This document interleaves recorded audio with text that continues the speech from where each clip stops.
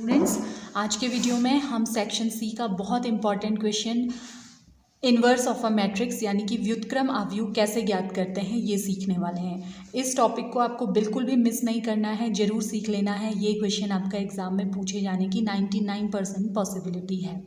अगर आपने पिछला वीडियो देखा है जिसमें मैंने आपको एडजॉइंट ऑफ अ मैट्रिक्स किसी आव्यूह का सहखंडज आव्यूह निकालना सिखाया था, तो ये वीडियो आपको आसानी से समझ में आ जाएगा। अगर आपने वो वीडियो नहीं देखा है तो आप पहले जाकर उस वीडियो को देखिए, उसका लिंक मैं नीचे डिस्क्रिप्शन बॉक्स में डाल दूंगी। इसके अलावा एक और वीडियो है जिसमें मैंने इन्वर्स ऑफ अ मैट्रिक्स कैसे फाइंड करते हैं बहुत डिटेल में बताया हुआ है, तो उस वीडियो का लिंक भी मैं डिस्क्रिप्शन बॉक्स में डाल दूंगी। तो अगर आपने पिछला वीडियो एडजॉइंट मैट्रिक्स वाला नहीं देखा है तो आप डिस्क्रिप्शन बॉक्स में जो लिंक दिए हुए हैं उन दोनों वीडियोस को देखिए। अगर आपने एडजॉइंट मैट्रिक्स फाइंड करना सीख लिया है तो आप इस वीडियो की हेल्प से ही आसानी से इस टॉपिक को समझ जाएंगे।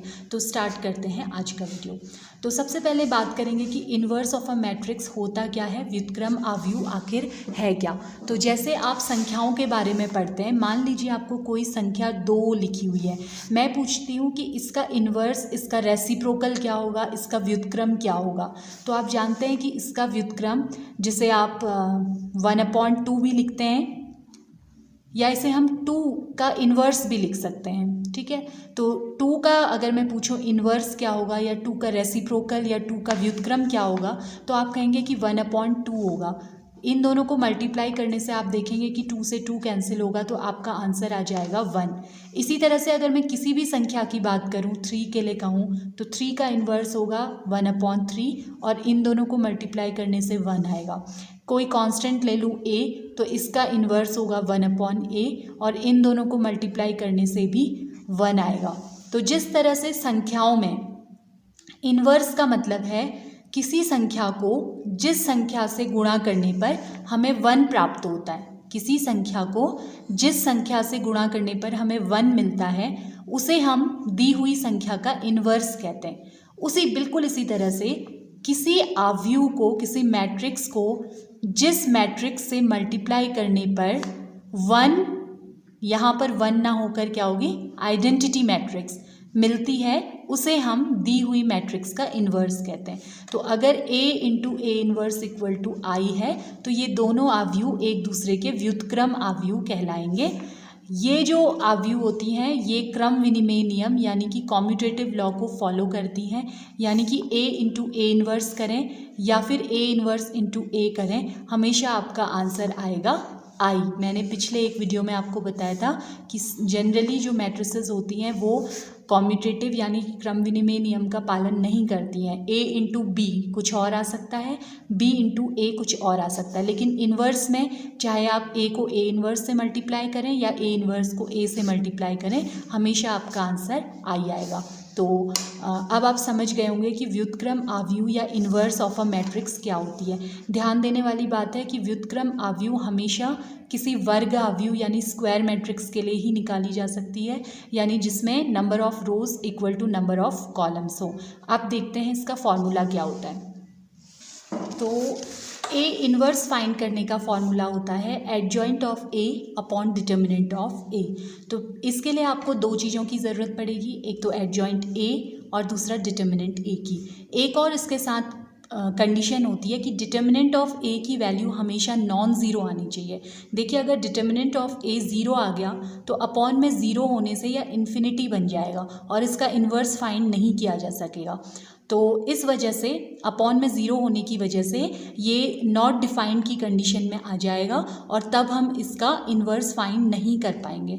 तो हमें क्या करना है, सबसे पहले फर्स्ट स्टेप में हमें करना होगा डिटर्मिनेंट ऑफ a फाइंड करना होगा। सेकंड स्टेप में हम क्या करेंगे, एडजॉइंट ऑफ a फाइंड करेंगे और थर्ड स्टेप में हम फॉर्मूला यूज़ करेंगे a inverse = adjoint of a upon determinant of a। तो जिसको एडजॉइंट ऑफ a और डिटर्मिनेंट ऑफ a निकालना आता है उसके लिए a इन्वर्स फाइंड करना कुछ भी नई प्रॉब्लम नहीं है, वो इसे सॉल्व कर सकता है। एक क्वेश्चन और इसमें सेक्शन a में 2 मार्क्स का पूछा जाता है कभी कभी। मैंने जैसा कहा कि किसी आव्यूह का, किसी मैट्रिक्स का इन्वर्स या व्युत्क्रम निकालने के लिए ज़रूरी है कि डिटर्मिनेंट ऑफ ए के सारणिक का मान नॉन ज़ीरो होना चाहिए। ज़ीरो अगर आ जाता है तो आप वहीं पर स्टॉप हो जाएंगे और लिखेंगे कि इसका व्युत्क्रम ज्ञात करना संभव नहीं है। अगर डिटर्मिनेंट ऑफ नॉन ज़ीरो आता है तो determinant of A non zero आता है, तभी आप उसका व्युत्क्रम ज्ञात कर सकेंगे। तो ऐसी मैट्रिक्स जिसके सारणिक का मान, यानी कि अगर determinant of A non zero आ रही है तो हम उसे कहते हैं नॉन सिंगुलर मैट्रिक्स इंग्लिश में, और इस केस में हम उसका व्युत्क्रम ज्ञात कर सकते हैं, तो हिंदी में कहेंगे व्युत्क्रमणीय आव्यूह। अगर डिटर्मिनेंट ऑफ ए की वैल्यू ज़ीरो आ जाती है तो इसे हम सिंगुलर मैट्रिक्स कहते हैं इंग्लिश में, और चूंकि इसका हम अब व्युत्क्रम नहीं ज्ञात कर सकते, इसका इन्वर्स नहीं फाइंड किया जा सकता, इसे कहते हैं अव्युत्क्रमणीय आव्यूह। तो ये दोनों पॉइंट्स भी आप याद कर लीजिए। ये सेक्शन ए में आपके 2 मार्क्स के पूछे जाते हैं, सिंगुलर और नॉन सिंगुलर मैट्रिक्स या व्युत्क्रमणीय और अव्युत्क्रमणीय आव्यूह क्या होते हैं। तो ये तीनों स्टेप्स हैं, इसकी हेल्प से हम 2 एग्जाम्पल्स देखेंगे 2x2 ऑर्डर की मैट्रिक्स का और 3x3 ऑर्डर की मैट्रिक्स का, कि कैसे हम इसका इन्वर्स फाइंड कर पाएंगे। तो पहली प्रॉब्लम मैंने ले ली है 2x2 ऑर्डर की एक मैट्रिक्स, और आपको इसका इन्वर्स फाइंड करना है। 2x2 ऑर्डर की मैट्रिक्स के लिए डिटर्मिनेंट और एडजॉइंट फाइंड करना दोनों ही बहुत आसान होते हैं। तो सबसे पहले फर्स्ट स्टेप में हम फाइंड करेंगे इसका डिटर्मिनेंट। तो डिटर्मिनेंट ऑफ ए का मतलब हो जाएगा डिटर्मिनेंट सारणिक 3 2 -1 1। मैट्रिक्स को जहाँ स्क्वायर ब्रैकेट में रखा जाता है, डिटर्मिनेंट को हमेशा स्ट्रेट लाइंस के बीच में लिखा जाता है। तो इसे कैसे सॉल्व करते हैं, सारणिक का मान कैसे निकलता है, इसे इससे मल्टीप्लाई करेंगे 3 माइनस इसे इससे मल्टीप्लाई करेंगे -2, 2 इंटू -1 हो जाएगा -2, तो माइनस माइनस प्लस हो गया, ये आपका आ जाएगा 3 + 2 यानी कि 5। तो डिटर्मिनेंट ए की वैल्यू हमेशा नॉन ज़ीरो आनी चाहिए। आप देख रहे हैं कि डिटर्मिनेंट ऑफ ए का मान 5 यानी कि नॉन ज़ीरो आ गया है, तो हम सेकंड स्टेप में आएंगे और इसका एडजॉइंट निकालेंगे। नॉन ज़ीरो आने का अर्थ है कि इसका इन्वर्स फाइंड किया जा सकता है। अब हम निकालेंगे इसका एडजॉइंट। तो इसका एडजॉइंट निकालना बहुत आसान है, मैंने आपको शॉर्टकट मेथड बताई थी। तो 2x2 में आप एडजॉइंट ए डायरेक्ट लिख सकते हैं। आपको क्या करना होता है, इसका जो प्रिंसिपल डायगोनल यानी मुख्य विकर्ण होता है, इसके अवयवों की जगह बदलनी होती है। तो 1 ऊपर आ जाएगा और 3 नीचे आ जाएगा, आपस में जगह बदल दी। और जो सेकंड डायगोनल होता है, इसके केवल चिन्ह यानी कि साइन बदलने होते हैं। तो +2 है, अपनी ही जगह पर रहेगा, माइनस हो जाएगा, -1 अपनी ही जगह पर प्लस हो जाएगा। तो ये आ गया एडजॉइंट ऑफ ए। अब थर्ड स्टेप में हम निकालेंगे ए इन्वर्स। तो ए इन्वर्स आपका आएगा 1 determinant A into adjoint of A. तो आप adjoint A upon determinant A लिखें या 1 determinant A into adjoint A लिखें, एक ही बात है। तो वैल्यू हम रख देंगे 1 डिटर्मिनेंट ए आया था हमारा 5 इंटू एडजॉइंट ए का मतलब है 1 -2 1 3, और 1/5 बाहर से है, इट मीन्स ये अंदर जाके सभी से मल्टीप्लाई हो जाएगा 1/5, या आप ये भी कह सकते हैं कि 5 से सभी डिवाइड हो जाएंगे। तो अंदर ये आपके बन जाएंगे 1/5 -2/5 1/5 3/5। तो ये आपका आंसर आ गया है ए इन्वर्स। आप इस आंसर को वेरीफाई भी कर सकते हैं। जब आप ए इन्वर्स और ए को मल्टीप्लाई करके देखेंगे, आपने मल्टीप्लिकेशन ऑफ मैट्रिसेस सीखा है, तो आपका आंसर आई यानी कि 1001 आना चाहिए। तो ये तो थी 2x2 ऑर्डर की मैट्रिक्स का इन्वर्स फाइंड करना। अब हम देखते हैं कि 3x3 ऑर्डर की मैट्रिक्स का इन्वर्स हम कैसे फाइंड कर सकते हैं। तो ये मैंने एक मैट्रिक्स ले ली है 3x3 ऑर्डर की, और आपको इसका इन्वर्स फाइंड करना है। तो मैंने कहा कि जो पहला स्टेप होगा, पहले स्टेप में आपको क्या करना है, डिटर्मिनेंट ऑफ ए यानी ए के सारणिक का मान निकालना है।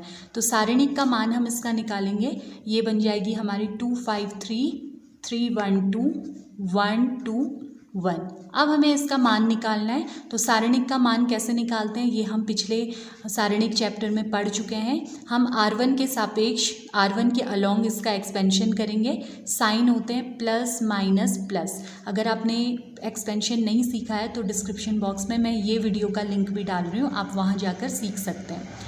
तो देखिए सबसे पहले क्या होता है, R1 के अलोंग आप एक्सपेंशन करें तो आप लेंगे प्लस माइनस प्लस। अब सबसे पहले पहला एलिमेंट लिखेंगे +2 और 2 जिस रो में आ रहा है और 2 जिस कॉलम में आ रहा है उसे छोड़ देंगे, बाकी बचे हुए एलिमेंट्स लिखेंगे 1 2 2 1।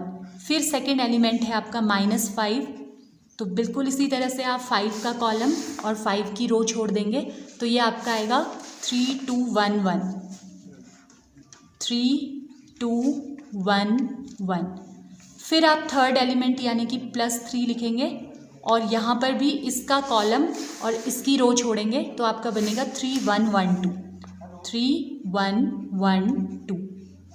तो अब इससे आपको सॉल्व करना है। ये इससे मल्टीप्लाई होगा 1 माइनस ये इससे मल्टीप्लाई होगा 4 -5, ये इससे मल्टीप्लाई होगा 3 माइनस ये इससे मल्टीप्लाई होगा 2 +3, ये इससे मल्टीप्लाई हो जाएगा 6 माइनस ये इससे मल्टीप्लाई हो जाएगा 1। तो इसे आप सॉल्व करेंगे तो ये आएगा 2 इंटू -3 हो जाएगा -5, 3 - 2 हो जाएगा 1 +3 6 - 1 हो जाएगा 5। तो यहाँ पर 2 इंटू -3 बन जाएगा -6 -5 इंटू 1 हो जाएगा -5 +5 इंटू 3 हो जाएगा 15। तो -6 - 5 होगा -11 +15, यानी ये आपका आ गया है 4। तो डिटर्मिनेंट ऑफ ए की वैल्यू आ गई 4। तो आप देख रहे हैं कि ये नॉन ज़ीरो है, तो नॉन ज़ीरो होने का मतलब इसका इन्वर्स फाइंड किया जा सकता है। तो अब हम आएंगे अपने सेकंड स्टेप में, यानी कि एडजॉइंट ऑफ ए फाइंड करेंगे। तो आप देख रहे हैं कि एडजॉइंट ऑफ ए की वैल्यू मैंने डायरेक्ट लिख दी है। पिछले वीडियो में मैंने यही एग्जाम्पल लिया था और इसी मैट्रिक्स का एडजॉइंट फाइंड करके दिखाया था कि आपको ये आया है। तो आप पिछले वीडियो को अगर नहीं देखा था तो चेक कर सकते हैं कि कैसे हमने इसका एडजॉइंट फाइंड किया था। क्वेश्चन पेपर में आपको सेकंड स्टेप में पूरे मेथड से पूरे डिटेल में एडजॉइंट ऑफ ए फाइंड करना होगा। तो जब आप पूरी मेथड से कोफैक्टर निकालकर कोफैक्टर मैट्रिक्स का ट्रांसपोज यानी परिवर्त अवयव निकालेंगे तो आपका एडजॉइंट ऑफ ए आ जाएगा इतना।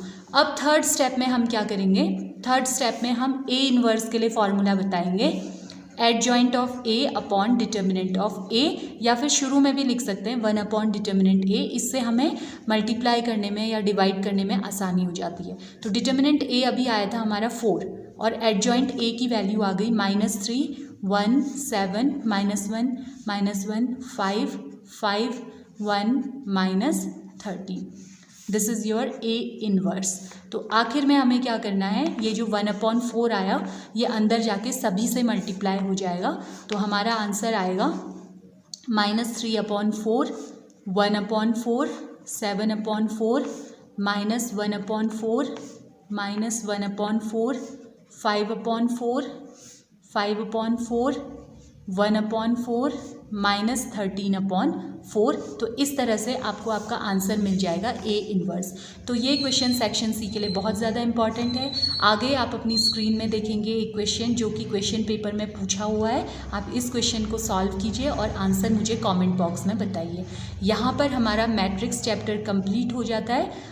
कल से हम स्टार्ट करेंगे नया चैप्टर, नया टॉपिक। तब तक आप इसे ज़रूर सीख लीजिए। यूनिट फर्स्ट में अभी हमारा पार्शियल फ्रैक्शन बचा है और सेट्स एक छोटा सा चैप्टर बचा हुआ है। यूनिट फर्स्ट एग्ज़ाम में 30 to 35 मार्क्स की पूछी जाती है। तो जितने भी वीडियोस मैंने इस यूनिट से डाले हैं आप ज़रूर उन्हें सीख लीजिए, तो आपके 30 to 35 मार्क्स ज़रूर आप कवर कर पाएंगे। तो मिलेंगे नेक्स्ट वीडियो में। Thanks for watching the video.